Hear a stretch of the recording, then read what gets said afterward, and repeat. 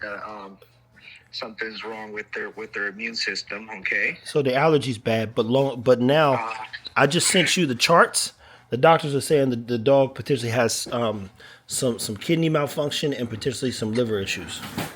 Fuck. And I don't know how to read them things, so I was like, let me call Ruben to see what he can say. So did they check the values? So, oh man, it's both kidneys and the liver. Is that what the chart's saying?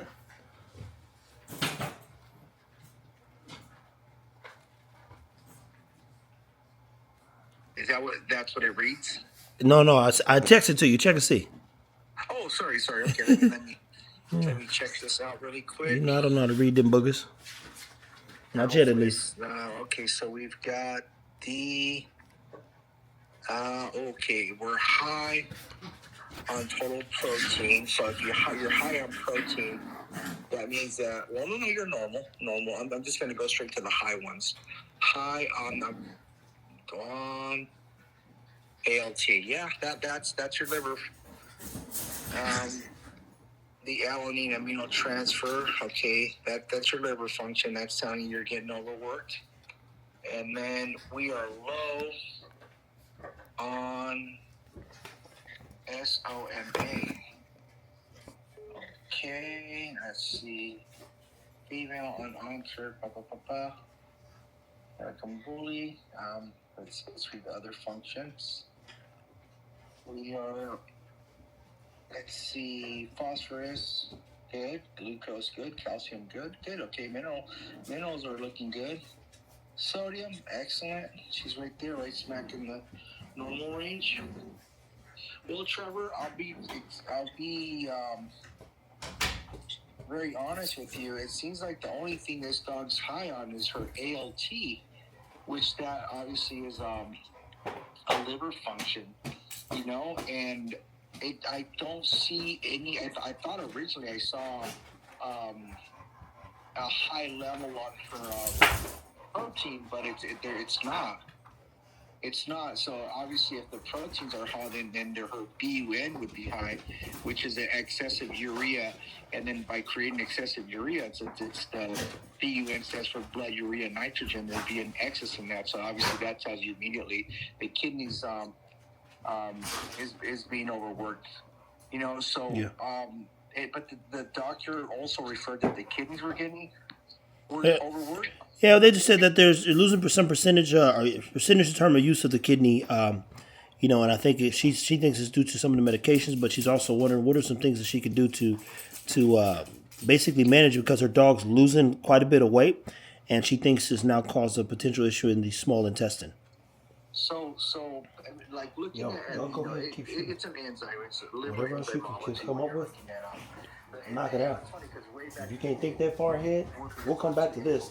That's a whole opportunity out there. You got one more with Jamal.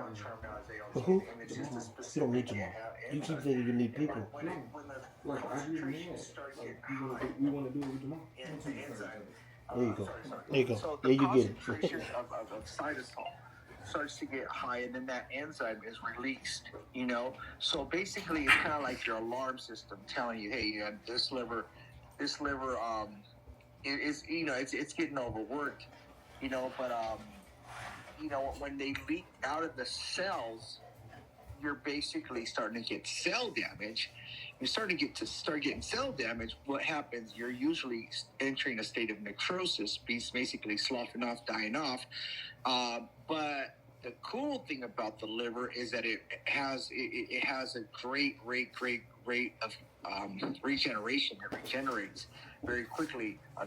Not very quickly, I shouldn't say that. It has the capability to regenerate itself. Unfortunately, with kidney function, you have these itty bitty filters in the kidney. They're called nephrons, and when nephrons start to die off, those do not repair themselves. It's like you're.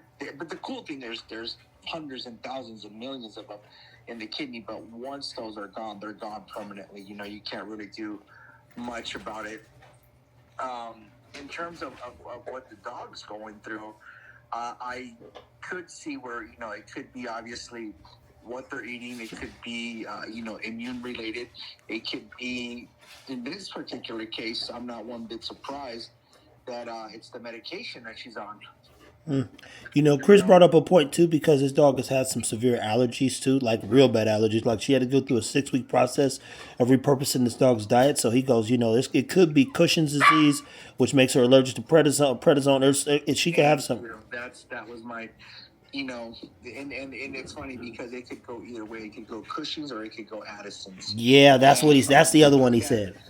Okay, so that honestly, that's why I'm really, really, really, really cautious because people can get crazy with dexamethasone. Dexamethasone is like 10 times stronger than prednisone. Yeah.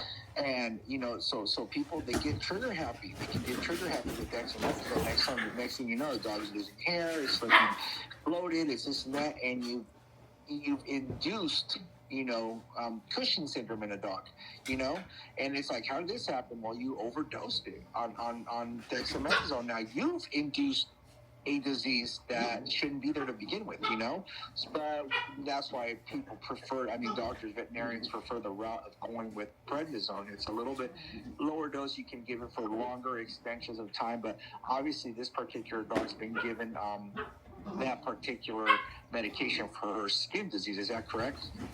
Yeah, it was skin. So ear swole up so bad that she was leaking blood. Then you turn around, so you got to get the ears swelling down. Then you got to get a medication to treat the bacteria. And then on top of it, she's got such a high allergy to anything beef related that even when this woman makes bone broth, she's got to use goat. So the doctors give this girl the dog some treats because her son's helping her, and the treats just send her back into an inflamed, irate state. And then now you walk down the line, you double down on medications, and it's like, oh, she's got some liver problems now, maybe some kidney problems now, and these are tests, and she's already given the doctors, let's just say, about $1,000 in a week to try to solve this allergy problem. She's like, yo, what do I do now that potentially some of the medicines, even though they were on it, dog went on it crazy, maybe 4 or 5 days or so, it has caused this problem. Oh, man. So I'm just going to go out on a limb here. I'm pretty sure her diet's very, very restricted. Super. And what does her diet consist of? So she feeds all raw. It literally all raw. She said she went through 6 weeks of really mastering how to get this dog to be healthy because of all the inflammation. And it was 6 weeks of getting the bad out, letting the cells repurpose themselves and get healthy. So it's like goat and fucking anything, like camel, the most rare stuff on earth. That's what she would feed the dog before she'd give it beef and chicken. And no turkey. Turkey caused problems, so she's dialed that part in. But I think one of the things clearly that takes place at times is when we begin to get sick, we can always get sicker, right? Absolutely. So 100%. So she's just trying to make it make sense because I think she's gone to the vet and they're kind of like they keep hitting the wall. You keep paying the money and you're not getting the answers you need, and the dog's not getting better for real life. And now that the dog's losing weight, she's 101 pounds normally. She's lost about 10, isn't really eating, but didn't hold on to weight either. So she goes, what do you think's causing that? And I'm like, like you said, if she's not absorbing the nutrients, that could be an issue. Exactly. That's 100% right then and there. There's really, her metabolic rate is obviously exceeding because it's the body's too busy tending to other things instead of packing on the muscle or packing on retaining the weight per se. She's her body's too busy taking care of her unfortunate immunodeficiencies that are going on in her with her. This is a long shot, but man. So is her? I'm sure they've already addressed all of this. Like her constant, is she constantly itching, or what are the symptoms? Just has these flare-ups of her skin? Yeah, I believe so. And mind you, I haven't gone down the rabbit hole, but she is somebody that I know really well, and she literally does a very good job of trying her best to, do what she can for her dogs. So, I said I'll definitely talk to some of my people and see if they can help because she's one of the reasons why I think long term will be so valuable because if we could solve these problems or even more importantly prevent them, then we'll be able to help a lot more people than we harm. You know, if that's what's happening, then obviously is a flare up.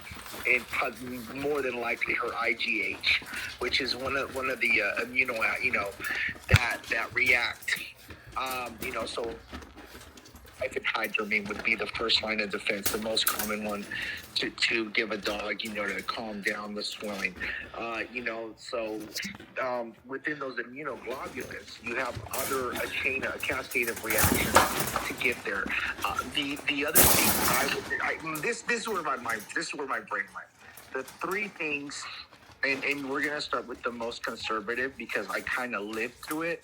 I whelped the female dog. I wasn't warned about after she had her puppies, and she, we were done. We got the puppies. She lost all of her hair. I mean, I'm not saying she was completely bald, but and I was like, oh shit, what happened? Yeah. And of course, I start to, and I was embarrassed to give the dog back to the people. I said, hey, you know what? I'm not going to give you, I told them flat, I'm not going to give your dog back until I get her back to health. It's, and then they finally told me, it's like, oh, she does this every time she has puppies. I said, oh, well, thanks for the warning. Now you're freaking out. What did I do? What did I not do? Like trying to claiming the finger on me, right? Yeah. And I said, okay, so this is something that, I went down the rabbit hole and I noticed she was constantly itching and itching and itching. I go to Dr. Vegas, hey, man, can we put her on a little bit of Apoquil? Boom, we put her on Apoquil. It helped. The second thing I did was that I put her food that I was feeding her. I think I was giving her Royal Canin by that point because I had gone through 3 different types of food, and that unfortunately does have a lot of corn. I wouldn't recommend this particular brand of food for that. But I started using this stuff. You probably heard of it. That Origins 5-in-1. Mm-hmm. It didn't happen overnight. It did not happen overnight. But 4 weeks into it, I started noticing, her coming back into herself. And then by the 6th week, boom, her hair was starting to come back. She wasn't itching as much. Things were starting to become under control. So we ended up keeping that dog. I think I told this story about her. We ended up keeping that dog. She's 12 years old. Going on 12 now. She's old as molasses. And when I notice her now, like, honestly, I can almost feed her everything, anything and everything. I mean, from leftovers. I mean, she was having chow mein the other night. But when I have seen dogs that have that kind of route with their skin, and I don't know what your friend has tried. What I would do from least aggressive to the most aggressive, I would definitely try with that Origins 5-in-1. Second, if things are just really, really, talk to a veterinarian about getting Apoquil to help with the constant itching. And third and foremost, if instead of having to worry about giving her a pill every single day, because that's how Apoquil works, it's on the daily, look into a medication called Cytopoint, Cytopoint, Cytopoint. I don't know if she's already gone down that rabbit hole with Cytopoint. No. It's an injection. It lasts 3 months, and it just totally neutralizes all of the IgH. So, when she gets it, God forbid, an anaphylactic reaction or has some kind of swelling up in her system that, sends all the cells to cause all these flare-ups, it just totally neutralizes it. And of course, since she's already been through those, been through the diet and been through that, I might even just go straight and ask for, hey, do you guys have any Cytopoint? Can you give my dog a shot of Cytopoint? Now, Cytopoint, I believe it's about $80 every time you give the shot. It's, done on like I said, every 3 months. I don't think it's that expensive. Obviously, there's ways of getting the medication. If down the road it works for her, then there's obviously it's not a controlled substance. It's not like anything that's gonna those would be that's where I would start to look at, because obviously the diet's great. Sounds like the diet's great. Yeah. So if we need to supplement her body, we need to supplement her with something, and it might be something that's that's been formulated. Something synthetic. And this particular point, You know, like I said, I would start in that, and progressively, less is more, right?